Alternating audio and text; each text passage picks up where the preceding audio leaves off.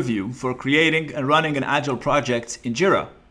I'm Raouf Nabi and I'll be walking you through this course. I've used JIRA since 2005. I use it nearly every day to execute projects with the agile teams in all kinds of different methods and projects. Let's talk a little bit about the course we're going to go through. In section 1, it's going to be about getting started with creating your project. In section 1, we're going to talk about how projects help you keep your work organized and learn why JIRA is so popular and where it came from. We're also going to talk about creating an account with Atlassian so that you can get started using JIRA on the cloud. We're going to talk about the projects themselves and how we use a project to organize all the work items.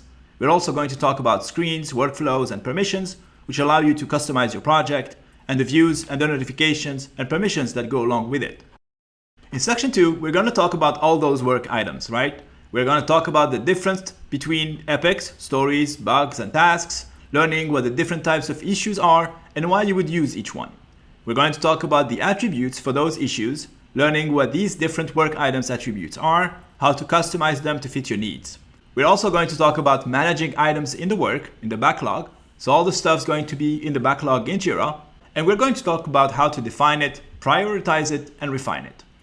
And then we're going to talk about creating and configuring a board and how you do that. If you're familiar with Scrum, you know that's what meant by a Scrum board. In section 3, we're going to talk about running the project now that we have it all set up. We're going to create and start a sprint. We're going to use our backlog to refine the work and then plan and begin the sprint iteration. We're also going to look at the daily Scrum and how you use JIRA to keep the team aligned and how to know whether you're on track to meet your commitment. We're going to talk about the difference between smaller stories and tasks, when do you use each one, and then we're going to talk about how to close a sprint and learn how to end that sprint and what to do with any work that has not been finished. In section 4, we're going to talk about reporting. So we're going to talk about versions and releases, what they are, how they're different from each other. We're going to talk about burndowns. We're going to talk about sprint reports and how to read those to determine whether or not your team is doing well. We'll also take a look at velocity charts, which we can use to determine the performance of a team. We'll look at release and epic burndowns, as well as verging and epic reports, which gives you the ability to do forecasting, which is very powerful. In section 5, we're going to talk about searching queries. So we'll talk about JQL, what it is, how to write queries in JIRA using simple and advanced editors, and how to export your results.